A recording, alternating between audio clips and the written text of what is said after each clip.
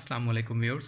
मैं हूं Mohammad Ishaq Saeedi, Saeedi academy YouTube channel से।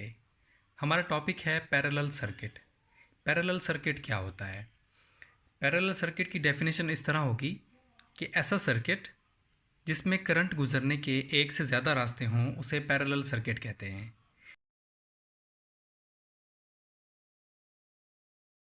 इसकी डायग्राम से ही इसकी डेफिनेशन क्लियर हो जाएगी। इसकी डायग्राम बनेगी इस तरह। इस सर्किट में पैरेलली कनेक्टेड होते हैं रेजिस्टर या जो भी लोड लगा हो उसमें पैरेलली कनेक्ट होते हैं वोल्टेजेस सोर्स से।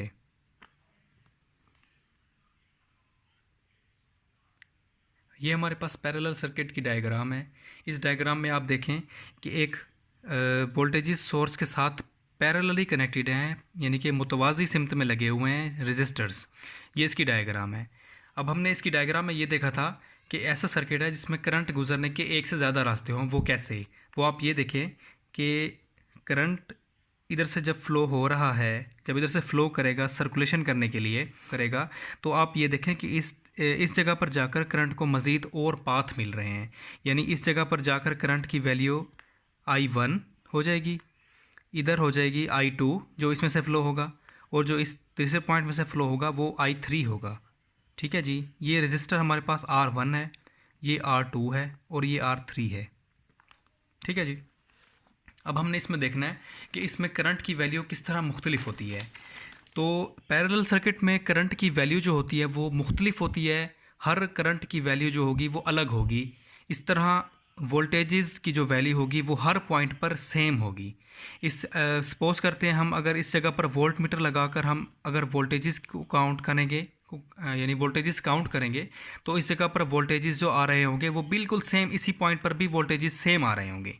बिल्कुल इसी तरह तीसरे पॉइंट पर अगर हम वोल्ट मीटर कनेक्ट करके रीडिंग लेंगे तो हमें सेम रीडिंग मिल रही होगी, सेम वोल्टेजेस मिल रहे होंगे जो हमारे पास सोर्स वोल्टेजेस के वोल्टेजेस होंगे। तो इसकी डायग्राम हमने देख ली। इसकी इक्वेशन हम बनाते हैं कि इसकी इक्वेशन किस तरह बनेगी। हमें पता है कि करंट I जो है, हम सपोज करते हैं इसको करंट IT कह देते हैं। IT इक्वल है हमारे पास I1 plus I2 plus I3। ठीक है जी। वोल्टेज जो हैं, वोल्टेज टोटल वोल्टेज कह दें या वोल्टेज अकेला वोल्टेज कह दें, इक्वल एक ही बात हो जाएगी। टोटल वोल्टेज बराबर है हमारे पास V1 equal V2 equal V3। यानी इस सर्किट में हमारे पास वोल्टेजेस की जो वैल्यू होगी वो सेम होगी हर पॉइंट पर। ठीक है जी। अच्छा जी, हमने इसी को बेसिक जो है ना मद्देनज़र रखना है। इस पॉइंट को ही हम देखेंगे। IT इक्वल होता है हमारे पास I1 plus I2 plus I3 के।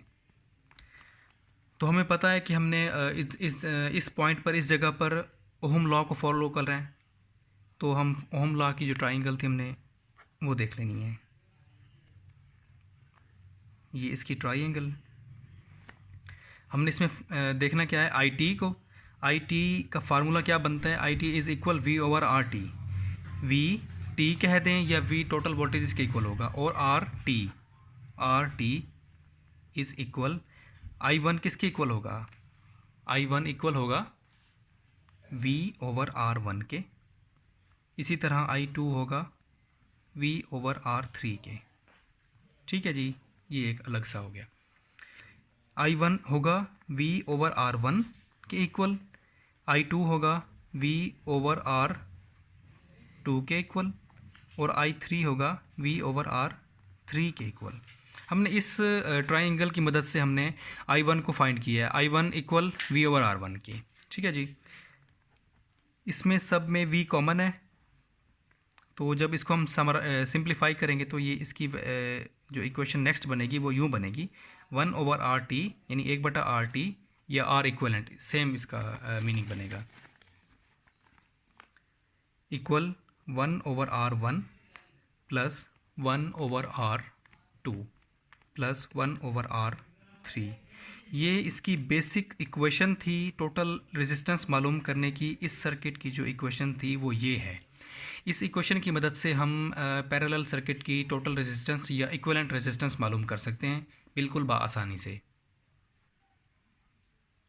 इसके साथ साथ हम एक पैरेलल सर्किट की एक सिंपल सी एक एग्जांपल, एक मिसाल करके देख लेते हैं, तो उससे मज़ीद हमारा जो कॉन्सेप्ट है वो क्लियर हो जाएगा। एक क्वेश्चन को हम सॉल्व करने की कोशिश करते हैं। सपोज़ करते हैं कि हमारे पास एक सर्किट है जिसमें पैरेलल सर्किट है, वो कनेक्टेड है हमारे पास एक वोल्टेजेस, सोर्स वोल्टेजेस से।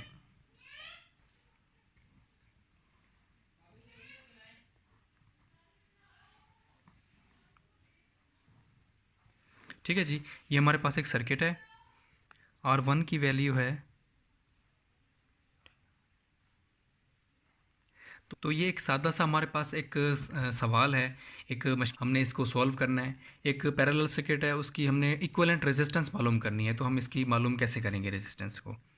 तो टोटल रेजिस्टेंस या इक्विवेलेंट रेजिस्टेंस को किस तरह फाइंड करेंगे? हमें इक्वेशन का हमने अभी ड्राइव किया है, हमें पता है कि इक्वेशन इसकी RT फाइंड करने का फार्मूला होता है 1/RT equal 1/R1 plus 1/R2। ठीक है जी। इसी तरह अगर हमारे पास 3, 4 या जितनी भी रेजिस्टेंस होगी तो उसी हिसाब से हम इनकी तादाद को जो है आगे बढ़ा देंगे। ठीक है जी। हमारे पास चूँकि 2 रेजिस्टेंस हैं, इसलिए हम R2 तक इसको लेंगे। 1/R1 की वैल्यू है 10 ओम और R2 की है 40 ओम। R1 की वैल्यू है 1/10 प्लस 1/40। इसको सिंप्लीफाई करेंगे, 44 प्लस 1 इज़ इक्वल,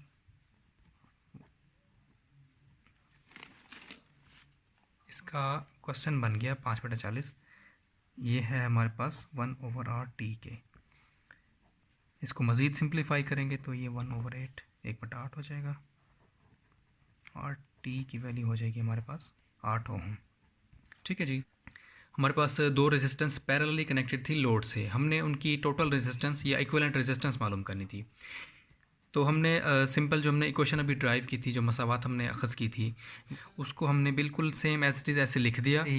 चूँकि हमारे पास 2 रेजिस्टेंस थी, इसलिए हमने इस जगह पर भी R2 तक सिर्फ लिखा है। अगर हमारे पास ज़्यादा रेजिस्टेंस होगी तो फिर हम उसी हिसाब से तादाद इधर लिखेंगे, R3 R4 R5, इस तरह हम बढ़ाते जाएंगे उनकी तादाद को। तो हमारे पास चूँकि 2 रेजिस्टेंस थी, इसलिए R1 की वैल्यू हमने इस जगह पर पुट कर दी और R2 की वैल्यू इस जगह पर पुट कर दी। इसको हमने मज़ीद जब सिंप्लीफाई किया तो ये हमारे पास 8 ओम की रेजिस्टेंस आ गई। यानी इस हमारे पास सादा से सर्किट में R इक्विवेलेंट जो निकली है, R टोटल रेजिस्टेंस, वो निकली है 8 ओम।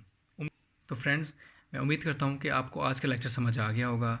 अगर आपको मेरी वीडियो अच्छी लगी हो तो मेरे चैनल को सब्सक्राइब करें, उस वीडियो को शेयर करें, लाइक करें और कमेंट करें। बहुत शुक्रिया। अस्सलाम वालेकुम।